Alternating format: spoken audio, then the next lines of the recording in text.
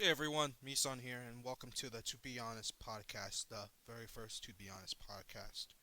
And before I delve into the topic that I wanted to talk about, I actually wanted to say I saw Hail Caesar yesterday for the first time this year.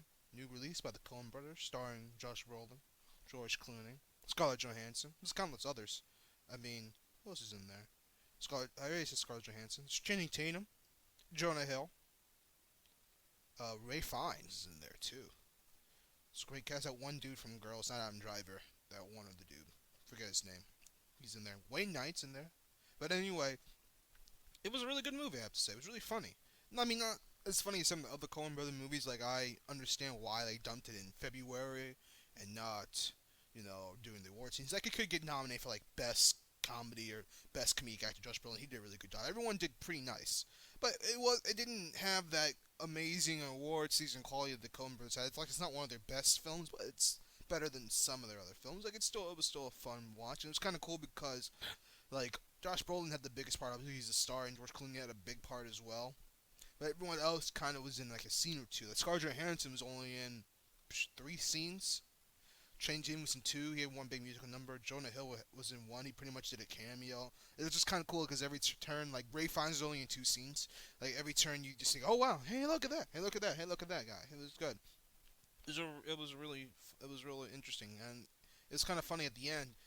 And I thought the movie had like a message, especially towards the end, that I didn't see coming. I was like, "Wow, that's actually pretty profound." But the Coen Brothers, they can mesh humor and be profound at the same time, be very interesting, and yeah, it was good. I can't wait to see what they do next. I think they were just having fun with this one. They deserve to have fun, and it's funny when they have fun and just do something like that, it still turns out to be a very good product. But anyway, today I wanted to talk about the BFG, directed by Steven Spielberg. No, I have not watched it yet. I'm not even really going to talk about the movie.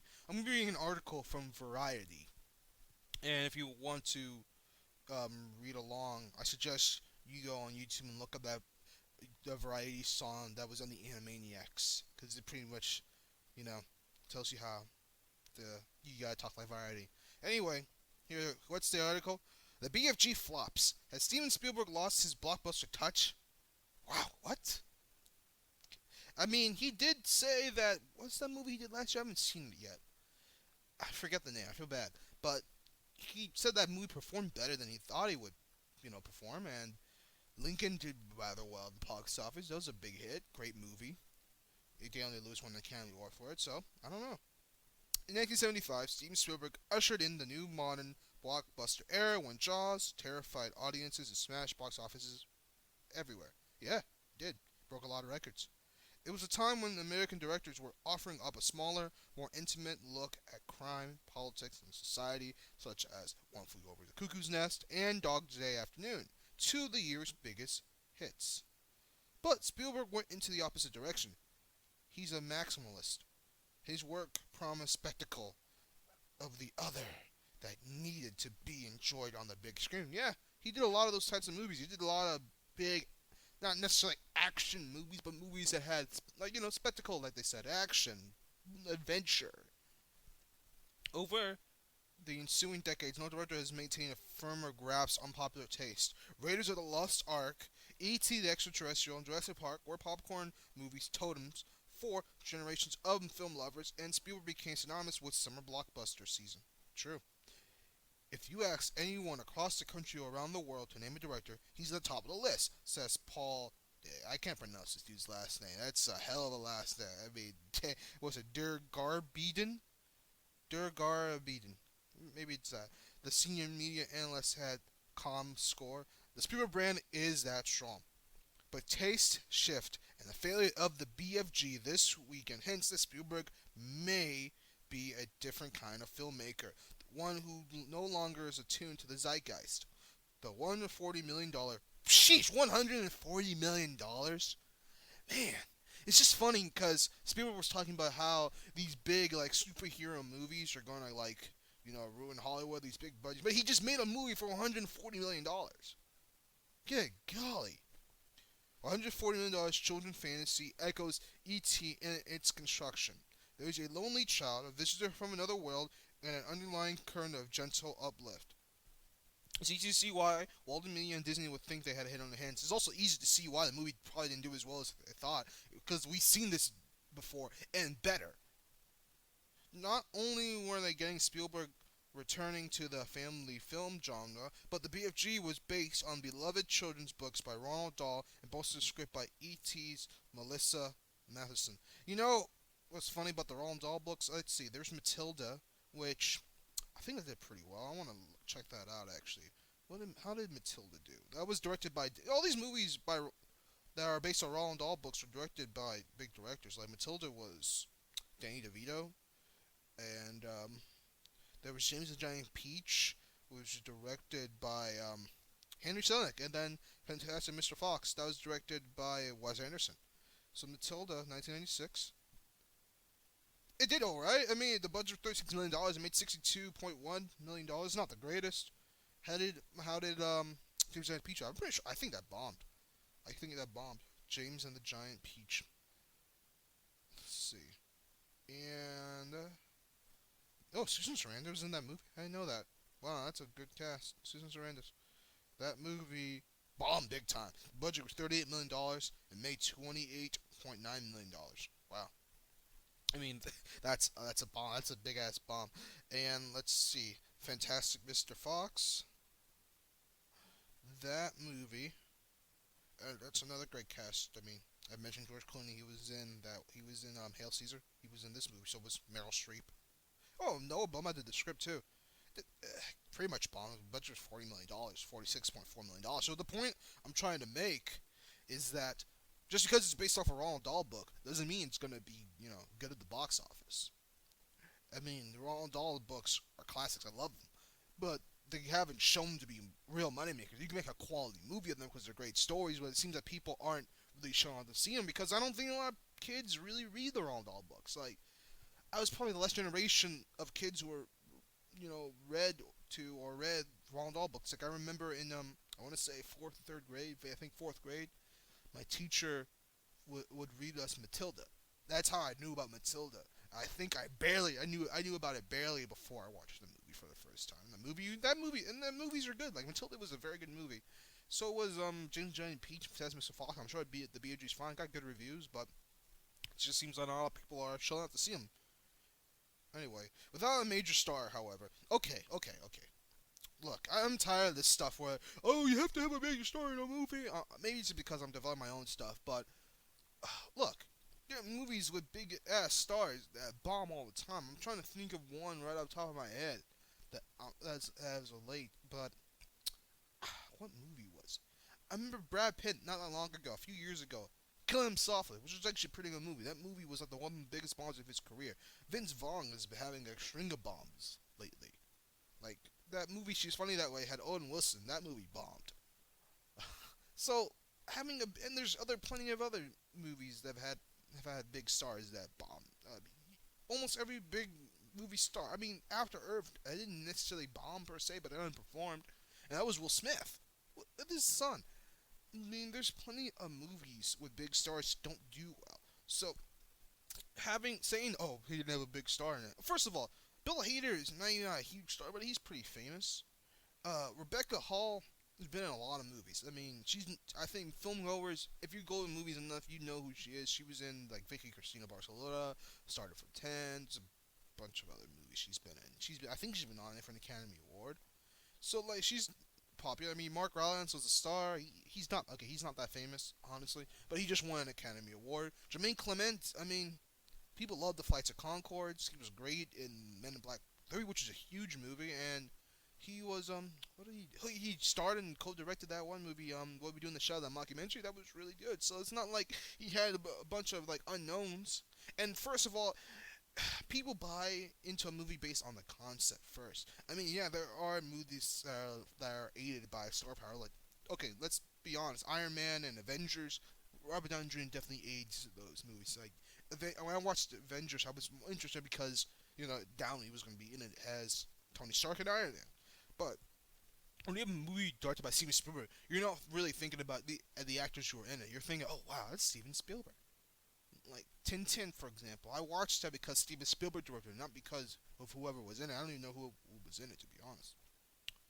Anyway, without a major star, however, it would fall to Spielberg to sell tickets. Director who can be press averse proved game, sitting for interviews with Wired, the New York Times, and Taken, an Entertainment Weekly reporter on a tour of Universal's back hall. A curious choice given that the BFG is a Disney release. Yeah, what the hell was that? No wonder Disney and him aren't making movies together anymore for a little bit. Sheesh. It's the only thing I can think of is that yeah, he made a deal with Universal, so I guess he's like, I don't owe you anymore, Disney. Unfortunately for the studios and backers now are starting to write a write down. Hmm. Yeah, they are, I guess. Spielberg isn't the draw he once was. Really?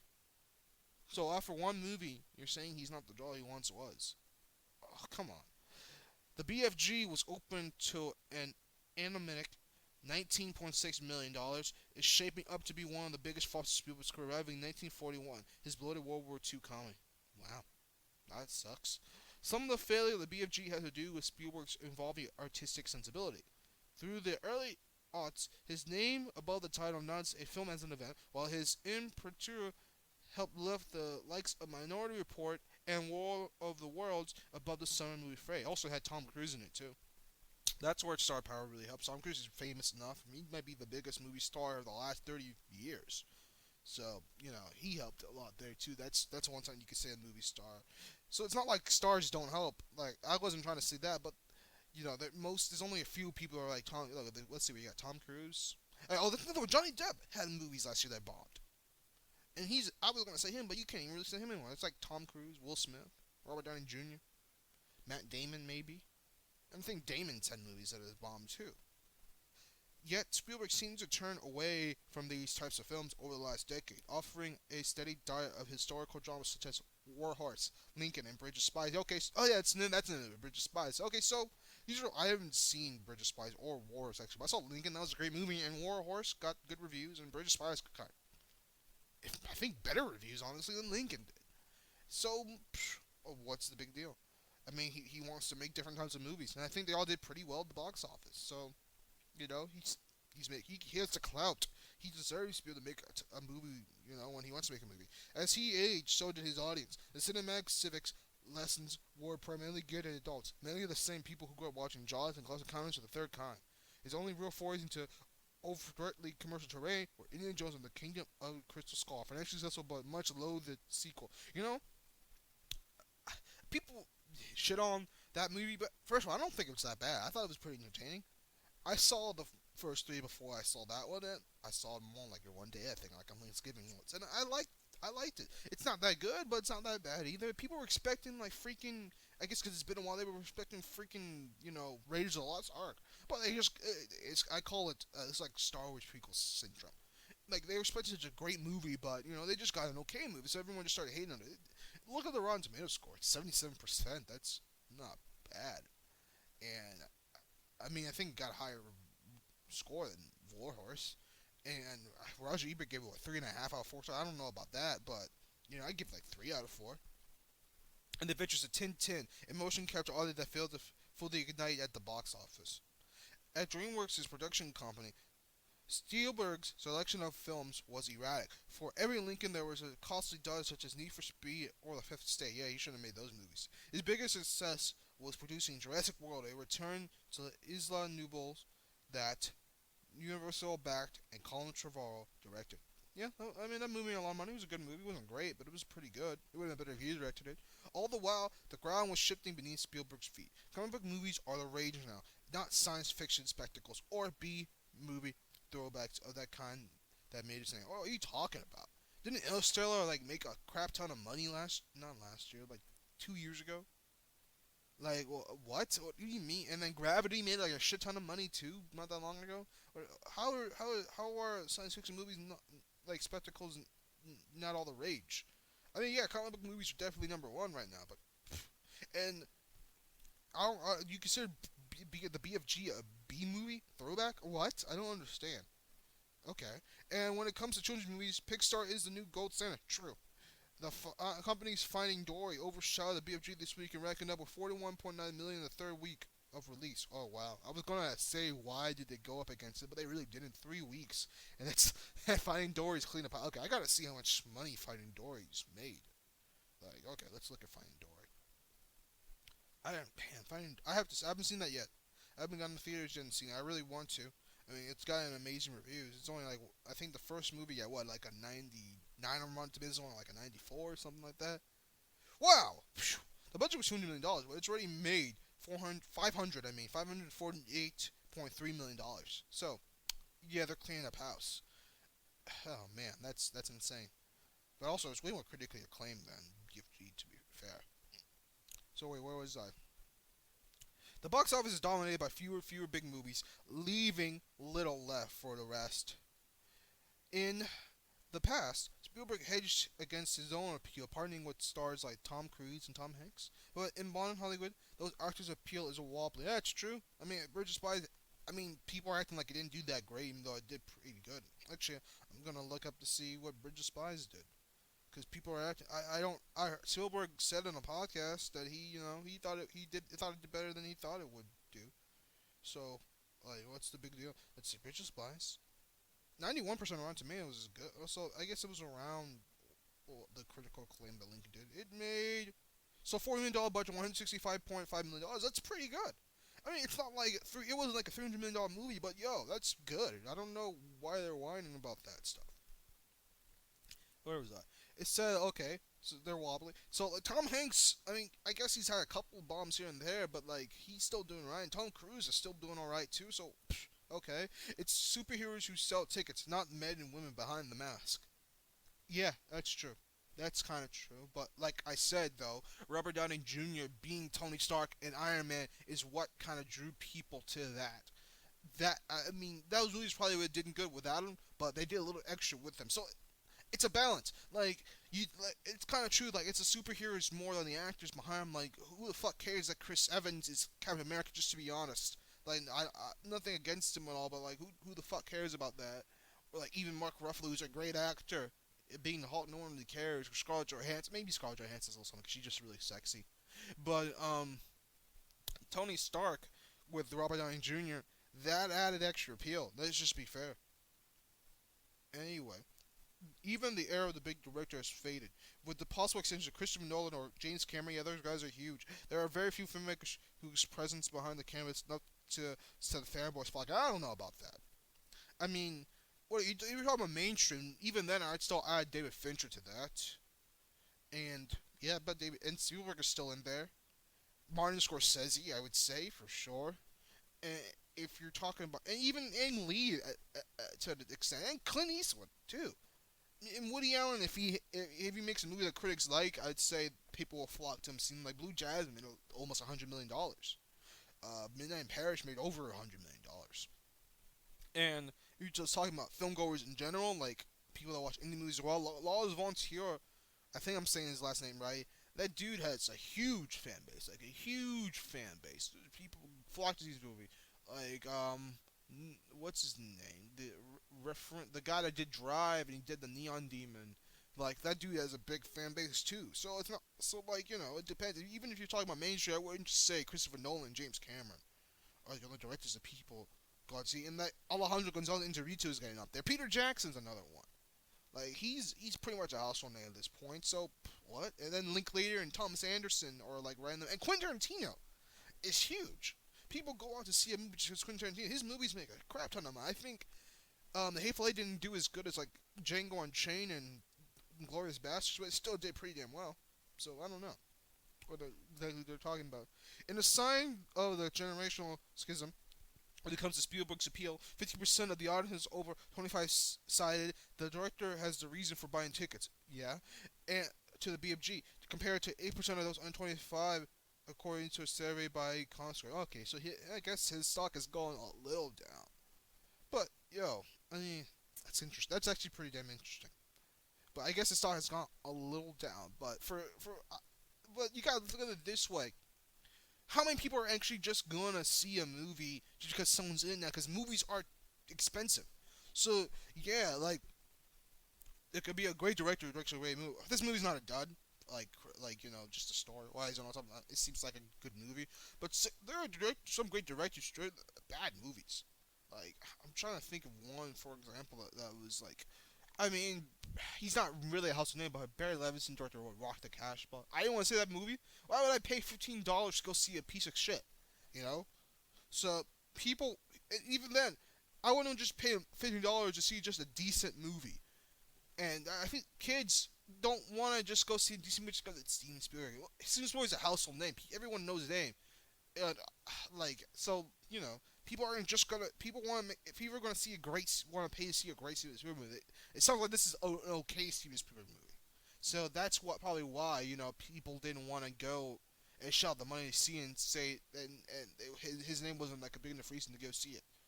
And I'm sure Roald Dahl has his fans too, so I'm sure there are people who went to see it that went to see it not because of Steven Spielberg, but because of Roald Dahl. Though films like Lincoln and Bridge of Spies rank among Spielberg's most acclaimed works and were profitable, they may not be enough to sustain him. What? After all, Spielberg has always been more than just a director. True, his reputation means that he gets first pick of projects, a taste of theme park revenues, and backing of high-profile investors. He's more of a corporation than a filmmaker. I mean, that's kind of like a little bit of a light jab, but I mean, there's some truth to that. But he's still a filmmaker at heart. Like, he doesn't just do things for money. He'll only attach his name to stuff that he believes in and likes. In charge of a major business apparatus, and to justify the overhead, he needs more global spanning smashes. Amblin Entertainment, his newly relaunched production company, scored backing from the likes of Participant Media. Oops, I just went down to another. I just went down to another. Clicked on another thing, guys. Hold on 1 second. Yeah, let's go back down. Where were we? We were. Let's see. So Entertainment won and Reliance because they believe that Spielberg still represents good business. He does. From John Ford to Billy Wilder to Alfred Hitchcock, at some point every great filmmaker finds himself at odds with the times. Spielberg will try to prove that the BFG was just a momentary blip on his resume and not a sign that he's an anchorism. When Ready Player One hits the year 2018, that adaptation of the best-selling novel unfolds in a virtual reality universe, and it's a clear play for younger audiences more interested in gaming than Friendly Giants. Well, there's no big stars in there. What, the big stars? What, T.J. Miller? So, yeah, I think it's the same thing. If it works, Steven Spielberg will be back on top and freshly relevant to a younger generation. If it doesn't, it could be a signal that the unthinkable has happened. Spielberg, the most commercially successful director of all time, is out of touch. Okay, that's an interesting article. Uh, well, Variety is not a bad site or anything like that, but come on. I think to say Spielberg's out of touch is a bit much. I feel like, I mean, look at the movies he produces still. He produces movies that make a crap ton of money still. Like they just named Jurassic World. That's his thing. He directed the first two movies. That movie made over $1 billion. And with the Transformers movies, while they're not critically acclaimed at all, he produced those movies. Those movies made billions of dollars. So it's not like he's nowhere near being out of touch. I feel like Spielberg, he's in his 70s now. So, I mean, the thing about Spielberg is that he wants to do projects that he wants to do that fulfill him creatively. And you can't not just down for that. You can't blame him for that because, I mean, look, he's not. Let's just be honest. He's not that far away from he's more years behind him than he does ahead of him. He's like he wants to do the movies that he wants to do, and this is what he was interested in. Like he talked about how he did like Lincoln and Warros and Bridge of Spies because that's what he's interested in. He wanted to do some historical movies. Now he wants to do like a nice, fun, friendly movie. He's doing something kind of similar, though it's more in the science fiction gaming realm with Ready Player One. He wants to do what he wants to do, and he's got the right to do it. Now, the BFG is not gonna. I don't think it's. I don't know. I mean, it's gonna be hard to see if television it'll make its money back. I don't know. Has it really been released everywhere around the world just yet? It's probably gonna do all right. Like, it's just not gonna be what it's supposed to. Like, you would think a movie like that would be like $500 million movie or something like that at least. But it's not gonna be that at all. But look, stuff happens. Directors have like flops. Well, Paul Thomas Anderson, who's a great director, Inherent Vice flopped, and the Master flopped before it. It happens. I don't even think that one movie, what's that movie Larry did, that's what I'm talking about, I think it's what it's called. I think that's what it's called. Or Everybody Wants Him. Everybody Wants Him. That's what I'm talking about was the first title. It's called Everybody Wants Him. That movie didn't do that well. it didn't do that well at all. I mean, yeah, they're not Spielberg, but it happens. I think Spielberg's still a great director. He's one of the greatest of all times.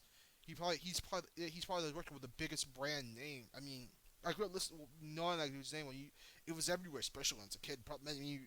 Maybe that's one issue. His name was more around then with younger audiences than it is now for one reason only. He did a lot of cartoons back in the 90s. So if you're an 80s and 90s kid and even early 2000s, like Animaniacs, freaking says the title, Steven Spielberg presents Animaniacs. I think it's the same thing with Tiny Toons. Who Framed Roger Rabbit, that was him. You look at the short films, it's even Disney and Steven Spielberg presents Roger Rabbit, blah, blah, blah. Who else? Freakazoid and Toon Sylvania and stuff like that. He was behind all of that. And his name was plastered on it. So that introduced him real quick to a young audience. And yeah, he's having all these. And also, another thing is he hasn't really done, outside of like Tintin and this, he hasn't really done a lot of kid friendly movies that he directed personally in a while. So, but back in the 90s and 80s, he had Hook, which wasn't really that good, honestly, but it was still his. E.T., and like all these other, he was doing a more mixture of like kids movies or family friendly movies and things. And then he also produced like The Land Before Time and American Tail and stuff like that. And don't think he did All Dogs Go to Heaven, but he did Balto too. We're Back, a Dinosaur Story, and what was the other one? I don't know. He did another anime movie after. He did an anime movie. They all those bomb, but I watched all those. So his name was introduced to a younger audience quicker. So maybe you should do more cartoons. I don't know. Maybe you should produce some more again. It's kind of weird. I guess the cartoon landscape though for TV show wise has changed. Cartoon Network's definitely not what it used to be. Disney Channel is not what it used to be at all. Though I heard Gravity Falls was good. Nickelodeon, I don't even know what they're really doing. And Disney XD actually is pretty good. Though Disney Channel is going to have Tangled, a show based on Tangled, and I can't wait for that. The pictures from that show look amazing. And Disney XD is going to have Big Hero 6. Like I said, Disney XD is doing pretty good. They're probably the only Cartoon Network out there that's like consistently putting out like a good amount of programs. And Cartoon Network has like a regular show and Adventure Time. But I'm not that big of a fan of Adventure Time. And the regular show is a good show, but I watched an episode recently of it, and I think it's starting to lack a dip a little bit. And outside of that, I mean, Teen and Go was just a money grab. Powerpuff Girls, I saw one episode, not bad, but like that still feels like a money grab as well. So maybe Spielberg's too adverse to that. But I would say that would actually probably help him. But Spielberg's gonna be back. Like he's gonna make he's still gonna make big movies. That's what he does. And no one's just gonna say no, Spielberg, you can't make a movie anymore. He's earned it. This dude, if he hasn't earned it, nobody has. Because this dude should be deserving to make any movie that he wants to make. He's a legendary filmmaker. He's the reason why I got interested in film. I remember as a kid reading books about him, and he was like the first. He was the first director, honestly, that I knew of by name. After that, it would have been like what, maybe like Tim Burton as a kid, and like Robert Zemeckis. And he's like Zemeckis another one. On that movie, he did The Walk, underperformed to like expectations. It didn't do that. It was hardly in theater. It only lasted in theaters like 2 weeks, like the major theaters, and then yep, gone. So directors go in ebbs and flows. That's life. There are freaking peaks and valleys. Yo, Pixar just had their first bomb. The Good Dinosaur, I think, lost money. Yeah, I'm gonna look that up right now. I'm looking up a lot in this podcast. The Good Dinosaur got decent reviews.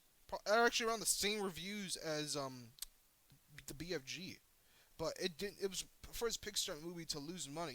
To be honest, I saw it. It's not a bad movie, but it's not up to that Pixar standard. It was a little disappointing. There's a big cast too, like Frances McDormand, Anna Paquin, Sam Elliott, Steve Zahn, Jeffrey Wright. Okay, so the budget was $200 million, and it made $331.9 million. I mean, yeah, it looks like it made money back, but you gotta take into account like advertising and things like that. Like it's probably gonna make money back through DVDs and stuff like that. But yeah, that's kind of a bomb. That's not good, especially with Inside Out. Made a shit ton of money. I mean, a shit ton. So it happens. Like it just happens. Like, and it's hard to really explain why. They're great movies who are bomb too. Like, there's a shit ton of movies that I like. That I look at the box office. Like, I'm like, how did that happen? Like, why didn't they make more money? I don't know. It just happens. That's just, like Treasure Planet. I thought was really good. That movie didn't bomb, but it didn't make that much money. That's just how it is sometimes. So yeah, this article is not bad, But I think they're just these people are going on the Spielberg is losing touch boat. Like he's been due for something like this. He doesn't really have a lot of bombs. This is not gonna be a bomb either. It's gonna make some money. People always exaggerate when it's like, oh yeah, movie didn't make that much money in his first 2 weeks. It's gonna be a bomb. Like I remember Seth MacFarlane was on Howard Stern show talking about the Ted 2, and he asked him about a Million Ways to Die in the West, which was a bad movie. But the movie didn't bomb like critics said it to be. It's just that it didn't make the $500 million that Ted made. So in their eyes, it didn't do that well. But it still does alright. Like it just and a movie shouldn't be judged on success by its box. I guess business wise, yes, but what about critics and fans and people seem to like this movie? So I don't know. Spielberg's gonna be alright. Just don't worry about it. I just thought that was very interesting. Well, if you guys have any questions or requests, just comment.